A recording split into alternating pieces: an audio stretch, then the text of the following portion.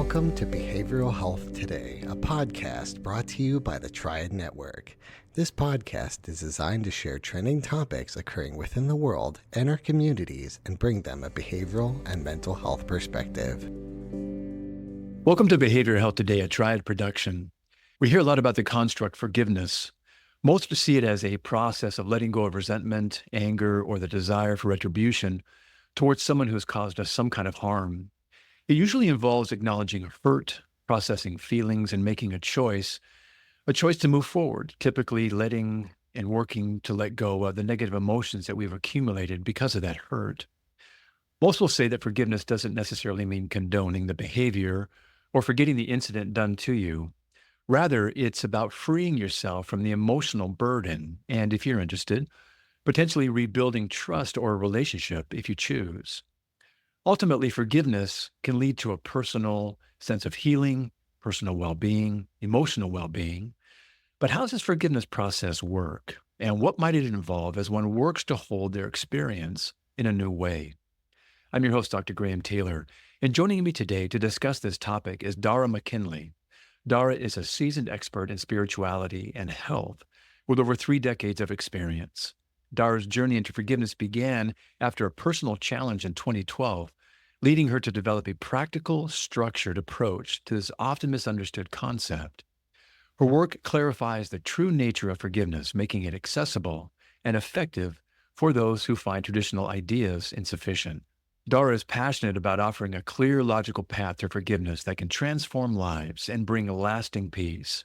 We're excited to have Dara with us today to discuss her unique approach to forgiveness and her background and personal experiences that have shaped her methods.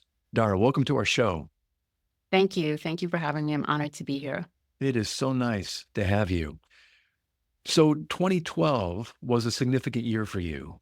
Help us understand the importance of that year and kind of what it shaped ever since. Yeah, previous to 2012, I had been studying spirituality, alternative spirituality, and psychology for 2 decades, and even have a degree in Buddhism and psychology, and had a stint as a practicing psychotherapist. So I'm just always learning, always studying, an incredibly curious person. And so 2012 arrives, I'm 41 years old.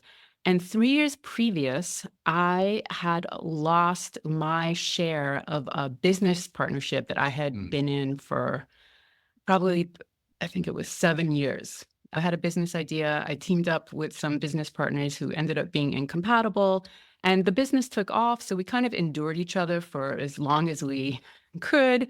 And then things fell apart and I lost my share of the business. And there was definitely like a cloud of deceit over how everything went down. So it was a very big loss for me. The stakes were low, in terms of like finances, but the emotional cost was big. So at this point, I'd had 2 years of psychology and spirituality behind me. And so I was like, okay, this is very difficult, but I have the skills to get through this.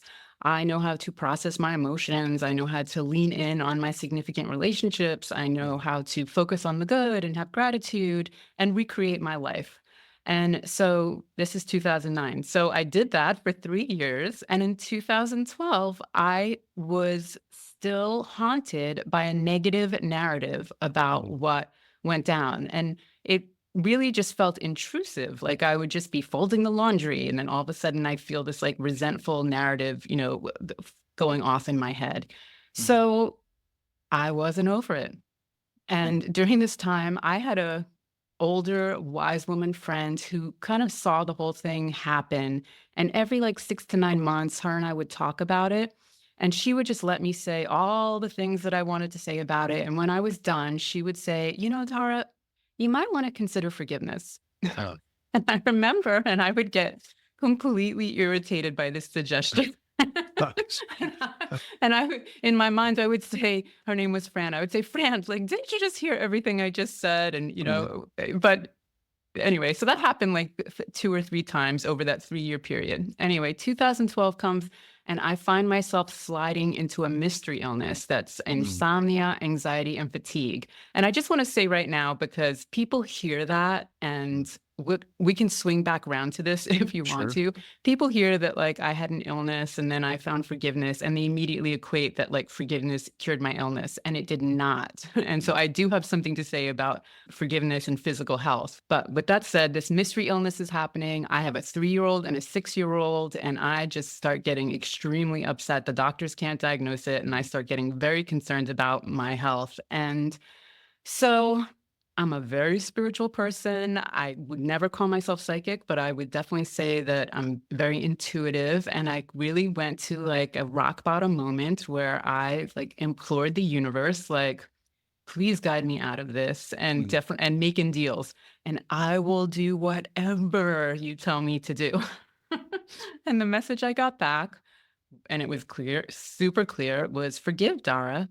Mm. And once again, just as if my friend Fran had been saying it to me, I was like, "Oh," like Fran was right. that cannot be the answer to my problems right now.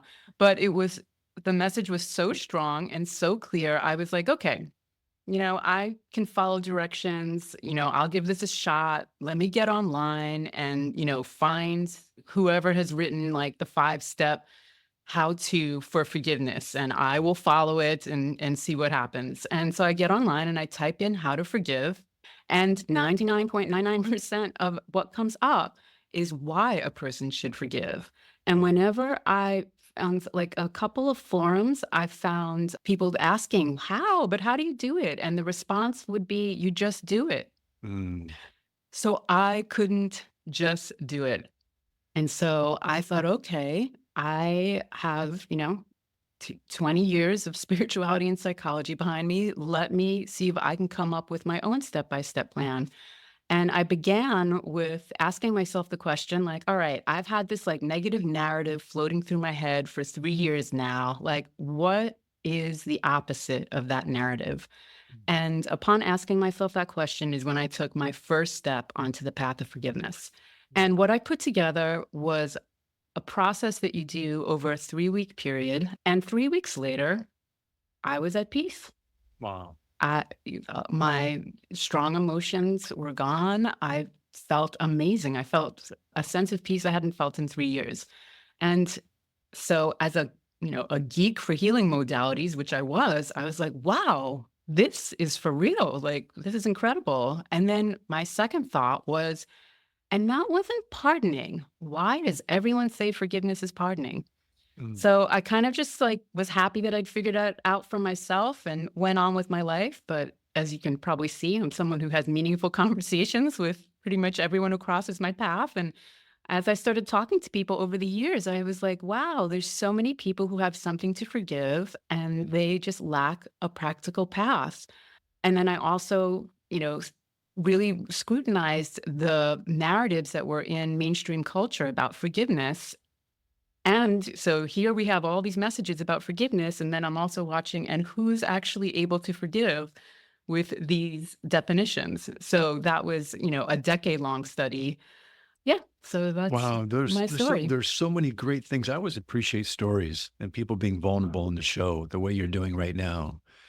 And allows us, I think, to have a resonance with we all have something in our lives. Or we are around flawed people. We are flawed people, and injuries happen just because life happens. But there's so many cool things you're saying. One of them is you knew that there was something still being held on when that negative narrative would be playing when you're doing the most mundane things, laundry or dishes or whatever it could be, and there's something that's still being carried. And there's something about that experience where, when we go into business, it's all about trust, usually is when we're creating something, expanding something. And this theme of deceit, something in almost like a thematic piece that was still resonating with you, and a resentment around that being held in that negative narrative. This part two that I think is interesting is that we know that something is still being held when we still get triggered by it, don't we? There's something still alive in us from an injury maybe that we haven't let go of when we're doing the most mundane things and it kind of sneaks into or intrudes or invades what we're doing. Well, as we're talking about this, Dara, you're talking about, this idea of forgiveness and pardoning and some of these words that we use. What are we talking about when we talk about forgiveness? Maybe define it as we get out of the gate here. What is Well, So I have my own definition that I've come up with, but the mainstream definitions that we hear are pardoning, having compassion, ceasing anger, and letting go. Mm, And then, there's also like, being unconditionally loving to others. mhm, We could throw that one in there.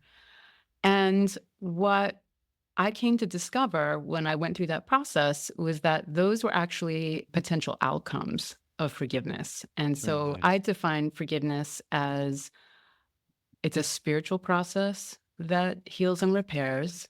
And it has two main parts. And the first part is a person's ability to access and apply unconditional love. Mm, And the second part is to identify what needs it. mm. These are kind of higher order, almost transcendent pieces here. Tell me a little bit more. So the part of it is it's a spiritual process that accesses an unconditional love for one. What was the second one? And a person's ability to identify what needs that love. We'll be right back after word from our sponsor. Are you preparing for a licensure exam in psychology, social work, marriage and family therapy, counseling, or behavioral analysis? AATBS is here to help. We have been supporting behavioral and mental health students to prepare for their licensure exams for more than 45 years, working with over 1 million students to succeed on test day and move on to the next step in their career. With products ranging from comprehensive courses to quiz banks and delivered live online, self-study online, and in print, AATBS has test prep solutions that meet every student's needs and learning styles. Visit us today at aatbs.com. That's aatbs.com and use promo code BHT15 to save 15% off your next purchase.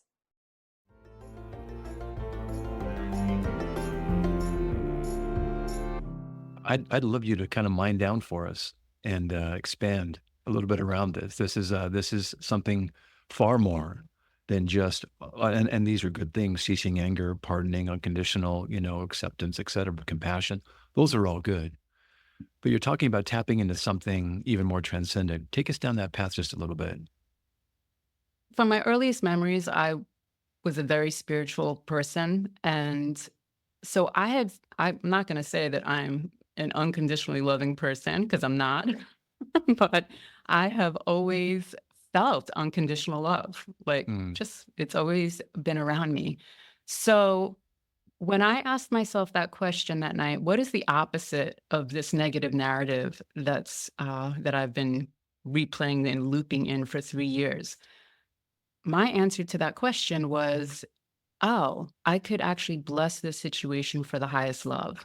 mm, And because I have kind of lived life with a visceral experience of unconditional love, when I said, okay, Dara, you need to reach for the highest love, for me, it was right there. And so it was kind of this like easy thing for me to do. mm. And and so there are a lot of people like me who have a very felt sense of unconditional love. And, essentially a very spiritual sense. Mhm. There's millions and billions of people like me, and there's people who it's not that vivid for. So what I like to say about it is that unconditional love is a spiritual love, and it's something that works through us and works for us. And for some people, they connect to it spiritually. For some people, they feel it through their families. For some people, they feel it through nature, some through their passions and creativity. And it's not passionate, it's not romance, it's not all the things it's not attachment. It's not so many things that we use the word love for in our culture. It's peaceful, it's soft, it opens our hearts. That's one of the main ways to know if it's working through you is your heart feels soft and open in a very peaceful and unattached way. It's very powerful. People who have had near-death experiences all report merging with this love. People who meditate, strong meditators. And next time I don't know if you are a strong meditator, but next time you come across a devoted meditator, you can just ask them, like, have you merged with unconditional love? And you'll, get into a cool conversation with them about it. And It's, one of the most acute places that it's in our everyday lives is around, babies. I say that babies, beam it and elicit it, and you can kind of say they just arrived here from, spiritually speaking, they just arrived here from somewhere else. And here they are, they come in and they're just these lighthouses, for unconditional love. And that's one of the places where I think it flows through in the strongest way. But it can be puppies and kittens and art. It really, there's so many ways for it to come through. So I have a lot more I could say about it, but I'll stop there. That's a wonderful start. Well, there's a purity around that. It's almost like coming back home to the love that we have access to. There's something very grounding, something very central to this whole concept of love, and coming back home to that allows, like you're saying, really identifying what needs to be, receiving our unconditional love. And this process of being, blessed by holding that unconditional love in the way you're saying, and you're holding up that this idea is a choice. It's a path that we do get to go down. We may not recognize. We might think more about the outcomes, like you said earlier, unconditional love, starting kind of just with that whole concept, or the ceasing of anger, or pardoning, or compassion, trying to work towards compassion. But it's something much deeper. It's a returning and holding and centering oneself in love first. It sounds like then it kind of ripples over into these things you're describing very beautifully. Right. And in a very practical way, like what I hope people can just see about it is that it's medicinal. It's this thing that exists that if we start to pay attention to how it's showing up in our lives, it's an actual free medicine. Yeah. That's right there that we can use. Well, you even refer to it as a practical healing modality. It's this medicinal piece. What do folks struggle most with? You work with a lot of people, I know. You've been doing this for, over 3 decades. What is the struggle that most folks have, and the common obstacles that block one from considering or even being able to forgive in the, typical ways that people try and approach it? So I think that if someone doesn't have a very strong sense of unconditional love, kind of wrapping one's head around that can be tricky, because the world is conditional and our minds are conditional. So this is a very conditional existence. And so really grokking that there is something that fully embraces all of us, and that is and has zero ability not to embrace all of us. Like it truly, like I kind of make a fun little joke that unconditional love doesn't care, because it has zero ability not to completely envelop and embrace us in love. And so that can be tricky for people in the beginning, because again, our minds are very conditional, and we develop in the Western world, we develop the mind to be very logical. So I say to people that logic can actually be one of forgiveness's greatest obstacles. Because when someone has a huge rupture or betrayal in their lives, right? What comes in first? And this is, you can kind of say that this is one of the reasons I was looping for those 3 years, is that my logical mind was trying to resolve this pain that I had inside my body about what happened 3 years previous.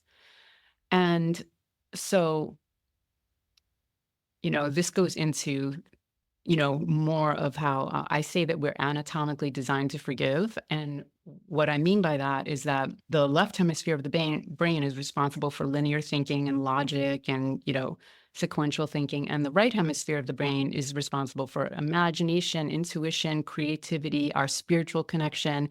And it's actually the right hemisphere of the brain that has all the skills for forgiveness. But Western culture is so trained to identify and use the left hemisphere of the brain that for people who are really, on that track, to switch over and start using the right hemisphere of the brain and trusting that it has like this immense wisdom and capacity for healing and repair, that's a big jump for a lot of people. Yeah, it really is. Also, too, the idea of forgiving for some would be, well, then I'm going to be vulnerable again to people. There's also an adaptive piece to, we might even say, to holding on to the grudge or holding on to the resentment because it protects you, But yeah, it really limits. Right. No, it really limits us. Yeah. in fact. And the fears if I let go, I'm going to be vulnerable again and I'm going to be taken advantage of. And Yeah, so, you actually do way more damage to your being and to your relationships with that belief than if you kind of go in there and, clear it out. what about this idea that, some people experience some really heinous events in their lives, Right. lines that get crossed just unimaginably. And they hear this word forgiveness and they probably think down the lines, like you're saying, of the typical thing, I got to let go. I've got to pardon. I'm going to condone it somehow if I do. Do you think Right. there are some things that are just unforgivable that just cross a line just too damagingly? So first thing I want to say is that there are a good number of people who have survived atrocities and wars, and they actually swear that pardoning these, horrible, horrific events Yeah. freed them. And and they've written books about it. And I want to say that for these people, I believe them that pardoning was the answer for them. Because look, this pardoning definition has immense momentum and popularity. So it's definitely working for someone. And it's definitely working for a lot of people. My work is for the people that it doesn't work for. And that's Yes. a huge demographic right there as Yes. well. So I don't want to say that those people have it wrong. Like, my God, if you swear that pardoning helped you free yourself from some horrific event in the past, like, believe these people who say that. Okay, the people who say for something like horrific that's happened in the past, from the lens that I'm coming from, Yeah. first of all, I actually do believe that some things are unpardonable and unexcusable. To me, it just doesn't make sense, like, why it doesn't add up for me. And again, I know I'm representing a huge group of people, that like how pardoning somebody would set me free. Though I do believe in accountability, in repair, I believe in making amends. Like that actually I do believe sets us free. So for those people who say like that was unexcusable, that was unpardonable, that was too much, I say to you, yeah, you know what? You are right. Where is that tragedy today? That tragedy today, right now in the present moment, is in a energy in your body and a narrative in your brain, Mhm. right? And so the question is, do you want to free yourself from that oppressive emotional burden? And you don't come out of that process condoning horrible things. You come out of that process as, a beacon for bringing greater healing and love to the world and having better relationships and having better health. There's a lots of, incredible side benefits. So, and then here's another piece is that I do think things are unpardonable and unexcusable. However, unconditional love really is unconditional. Mhm. Like, and so it's almost like sunshine. Whatever you put into sunshine, sunshine can't withhold itself from whatever is in front of it. So again, if we're looking at unconditional love as a medicine, we can put things in its path that would help dissolve, release, and soften. Yeah. Yeah. I love the idea that is, you've used words like peaceful and softening and the opening of our hearts. That's such a transformative process for us. It's really a process that we get to involve ourselves in that leads us to something maybe that we never thought we could attain, or maybe we wouldn't have attained if this had not happened to us. Not that I want to bring bad things on so we can grow, but we can. Yeah, And that's that's what one you're of, holding up. yeah, it's one of my favorite things about forgiveness is that how much creativity it releases. Right. And if we don't, you're talking about I can't be creative if I'm holding that energy in my body and it's still present in my thoughts and in my mind. It occupies space, it rents time in our brain, and it takes us away from going and moving into things that we could really be contributing to and growing in new ways. This idea of this, I love this conversation. You talk about the infrastructure around forgiveness. What do you mean by that? And also this idea, forgiveness as a delegation. Talk about these two terms that you reference. So, yeah, when I explain forgiveness as a delegation, so I say that Forgiveness is not our ability to be unconditionally loving. It's our ability to enlist unconditional love.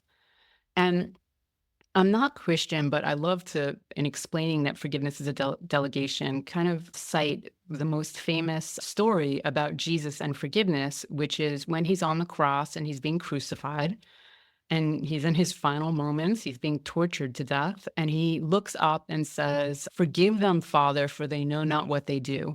And so many people cite this story because here he is in his final moments, walking his talk and forgiving and wanting to forgive the people who are torturing him to death, right? And Right. so what I love about that story is that he actually didn't forgive. He looked up and asked Father God to do it. He Mm. delegated. Mm. And if I say, like, if we could have interviewed him in that moment, he might have said, "I'm in too much pain to do it Mm. right now." Mm. So when a rupture happens, it creates a lot of emotional upheaval. And so this is to me like one of the really beautiful practical things about forgiveness is that asking ourselves to be unconditionally loving and compassionate and to pardon when we have such a strong narrative about how wrong it was, what happened, or to just let go. I actually think like that's one of the one of the most difficult things for someone to hear when Absolutely. they're in the throes of a rupture. Mm. However, it's like, oh, but while I'm having this immense emotional upheaval, there's actually something outside of myself that I can access, that I can enlist, that could kind of help me during this difficult moment. And yeah, so I say that unconditional love is something that we're in relationship with. And so it's not us like all of a sudden becoming these like miraculously holy people when we're in the aftermath of something very strong. Love is really a verb in that way where you're talking about we're in relationship with it. And I love the story of Jesus on the cross because it accesses the two things you talked about very early on, that this is a spiritual process. One, it accesses unconditional love and it identifies who needs it most in his words. Hmm. Forgive them for they know not what they do. He's Hmm. identifying who needs it the most. So it's kind of really Hmm. cool how you're linking that in to Hmm. what you're doing is the two primary things that transcend the normal ideas of what forgiveness is. So Hmm. that's a nice kind of connection there, an analogy. Share with us how you take folks down this path of forgiveness. What do you do? Well, the first thing I want them to do is to have an embodied experience of unconditional love. So I say to them, trillions of words have been spoken and written about unconditional love, but it's like actually feeling it and being able to use it is where Mm. the rubber meets the road. And so that's the first step is I teach people how to have an embodied experience of that. And then the second step is I teach them how to apply it. And so that's where I introduce them to the right hemisphere of the brain. And that the right hemisphere of the brain, though it's underdeveloped in Western society, is well equipped for forgiveness. And I teach them how to use the right hemisphere of the brain, which then applies the love to whatever it is they would like to forgive. We are Human beings are designed to heal and repair. And I'm not Absolutely. saying that old age, sickness, and death isn't a reality also, because that's definitely a reality as well. But we weren't like sent to this planet to endure difficult things and then just become bitter and shriveled up and die. We actually have a anatomical repair system. And so the next thing I teach them is how to essentially like just move energy in a very straightforward way and how to tend to the somatic body. When someone has a negative narrative, a really strong negative narrative, from my perspective, what I see is there's something from the neck down that's asking to be tended to that isn't getting the attention. So it's a somatic piece. Then the fourth and fifth thing I teach people to do is how to identify what it is about the situation and about themselves that specifically needs the unconditional love. And then once you are able to kind of make these plates spin together, forgiveness prevails. Really good. What are some of you've had an extensive career doing this. What are some of the most rewarding experiences? Maybe pick one or two or a breakthrough you've seen and witnessed in someone's life who has been carrying something just so painful and what their forgiveness journey brings them to. Yeah, I had, probably one of the strongest things that stands out to me is I had a woman who's was born to a mother with severe mental illness Mm. and had an incredibly difficult childhood because of it. And just, up until finding forgiveness and was a devoted healer as well. And, really tried, was always dabbling, very curious, always, I think has her master's in psychology.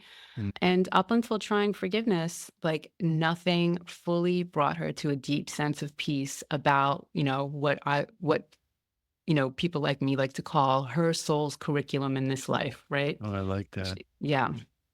And and it wasn't easy at first to like, wow, I need to somehow bless this woman I need to, yeah, bless this woman who was never there for me in any maternal way, because of her, incredible mental illness in this life. It wasn't easy when she first stepped onto it, but she kept with it. And then once she started fully being able to do it, like, boom, the world opened up and she was able to make peace with it all.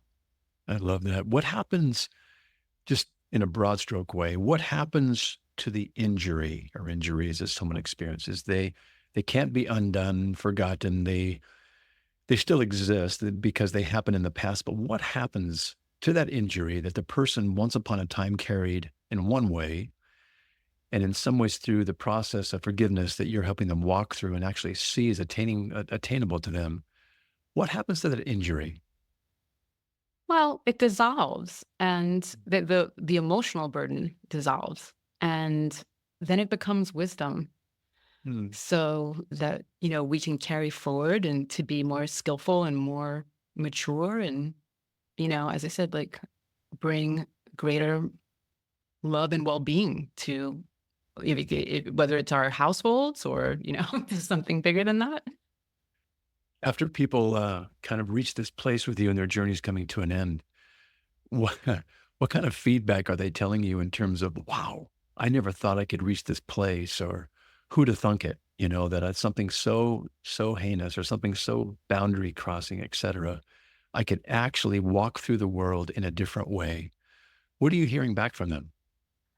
Yeah, I hear about a lot of creativity that gets released. I hear about just bitterness that's gone, that was, filtering into their lives, a greater sense of physical well-being, which, let me loop back to what brought me to this. So I had a health issue. So I just kind of want to say this like upfront. I had this health issue. And so forgiveness did not resolve my health issue. There was something else that was causing my health issue that would actually take me a very long time to figure out. Mm. However, as I see it at that time, it's like I couldn't have imagined figuring out that health issue with this negative Yeah, narrative hijacking me. So I like yeah, to say that like forgiveness isn't going to like miraculously make your life all flowers and butterflies. It's going to give you a boat that has supplies and a life jacket. And it's yeah. going to, as we all sail through the stormy sea You of bet. life, right? That's going to really support us and make sure that we are traversing the highest path, as we go through difficult times, because that's just life.